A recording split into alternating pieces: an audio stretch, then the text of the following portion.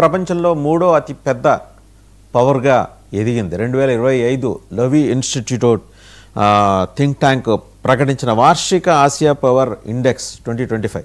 దీంట్లో ఈ ర్యాంకింగ్స్కి సంబంధించిన సమగ్ర ప్రకటన అందులో ఉంది. అమెరికా 81.7 స్కోర్ తోటి ఫస్ట్ ప్లేస్లో ఉంటే చైనా 73.7 అండ్ మూడో ప్లేస్ 40 స్కోర్ సాధించి భారతదేశం చేరుకుంది. ఇది కూడా పోస్ట్ ఆపరేషన్ సింధూర్. ఇది ప్రధానంగా గమనించాల్సిన విషయం. అటు సైనిక పాఠవంలోనూ ఇటు ఆర్థిక శక్తిగాను భారత్ తిరుగులేని విధంగా ఎదుగుతూ వస్తున్న క్రమాన్ని లోవి ఇన్స్టిట్యూట్ నివేదిక స్పష్టంగా వెల్లడించింది. అండ్ దక్షిణాసియాలో ప్రత్యేకించి ఆసియాలో మారుతున్న సమీకరణాలు, అలాగే ప్రపంచ పటంలో భారత్ ఎదుగుతున్న తీరుని గురించి ప్రధానంగా ప్రస్తావన చేసింది. ఈ అంశానికి సంబంధించి బిగ్ డిబేట్లో మనతో విశ్లేషణ కార్యక్రమంలో పాల్గొనడానికి తులసిరెడ్డి గారు, కాంగ్రెస్ పార్టీ వర్కింగ్ ప్రెసిడెంట్, మాజీ రాజ్యసభ సభ్యులు వారు జాయిన్ అయ్యారు. అలాగే తూపాటి కిషోర్ గారు, geo political affairs expert, political analyst, ఇద్దరికి కూడా నమస్కారం. తులసిరెడ్డి గారు నమస్తే. ఒక ప్రొయాక్టివ్ న్యూస్ ఒక రకంగా మనకిది. ఎందుకంటే మనం మూడో ప్లేస్లోకి రావటం, రష్యాని, జర్మనీని వీటన్నిటిని దాటుకుంటూ మూడో ప్లేస్కి రావటం అనేది దట్టు అది చాలా ప్రెస్టీజియస్ థింక్ ట్యాంక్ లోవి ఇన్స్టిట్యూట్ అనేది వాళ్ళు ప్రచురించిన వేదిక. ఎలా చూస్తున్నారు? అంటే ఒక కోణంలో చూస్తే గర్వపడాలా, సంతోషపడాలా, ఇంకొక యాంగిల్లో జరిగిన పరిణామాలు చూస్తే తలదించుకోవాల్సిన పరిస్థితి. ఇదేమో పవర్ ఇండెక్స్ లో వచ్చేసి మరి ఇది ఆసియా ఇండెక్సా ప్రపంచ ఇండెక్స్ అని మరి కొంచెం క్లారిటీ లేదు. ఏదైనా పర్వాలేదు, థర్డో ఫోర్త్ ఉంటుంది. ఏషియన్ ఇండెక్స్ లో థర్డ్, బహుశా ప్రపంచ ఇండెక్స్ లో ఫోర్త్ ఉండొచ్చు మేము. ఇది ఏమి ఒకటి సైనిక సామర్థ్యం, రెండవది ఆర్థిక సామర్థ్యం, మూడు దౌత్యపరమైన సామర్థ్యం. ఈ మూడు సామర్థ్యాలు పేరు వేసుకొని మనము ఆసియా ఇండెక్స్, పవర్ ఇండెక్స్, ప్రపంచ పవర్ ఇండెక్స్ లో థర్డ్, ఫోర్త్ ప్లేస్. ఇది గర్వపడాల్సిందే. కానీ మరొక సైడు ఆపరేషన్ సింధూర్ తర్వాతనే జరిగిన పరిణామాలు, అమెరికా నుండి భారత వలసదారులను, అక్రమ వలసదారుల పేరుతో కొన్ని వందల మందిని చేతులకు సంకెళ్లు వేసి కాళ్ళకు గొలుసులు కట్టి సైనిక విమానాల్లో పశువుల కంటే హీనంగా 24 గంటలు 26 గంటలు వచ్చేసి వాళ్ళను చేసి అమెరికా ప్రభుత్వం ఇండియాలో వాళ్ళను పంపడం జరిగింది.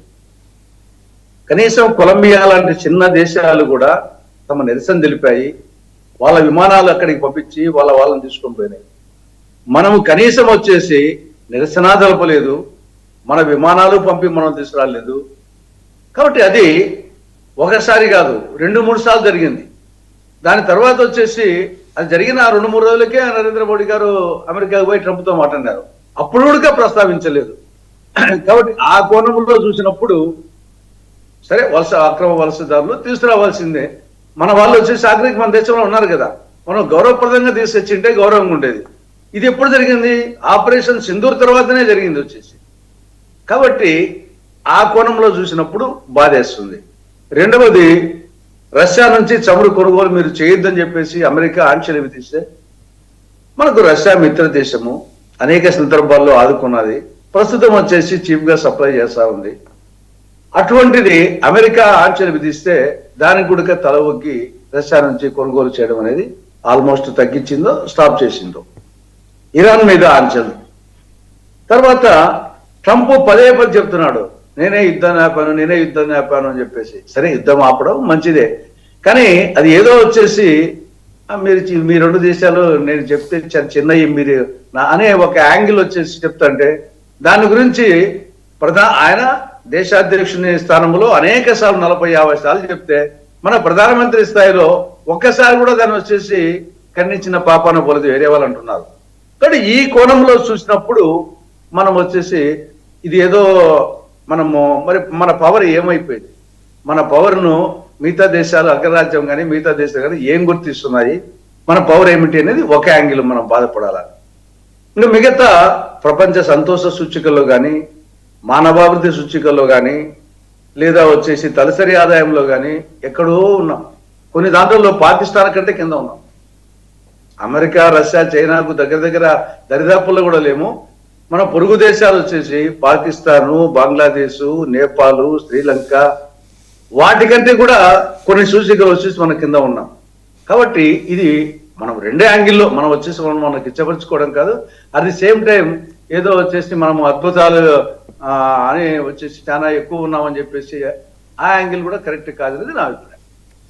రైట్, మనతో పాటు సిపిఎం నాయకులు, సీనియర్ నాయకులు, మాజీ ఎమ్మెల్యే గఫూర్ గారు కూడా జాయిన్ అయ్యారు. వారి దగ్గరికి వెళ్ళే ముందు కిషోర్ గారు, ఏషియన్ పవర్ ఇండెక్స్ 2025 3 పారామీటర్స్ని ఎక్కువ అండర్ స్కోర్ చేసి మాట్లాడింది లోవి ఇన్స్టిట్యూట్ థింక్ ట్యాంక్.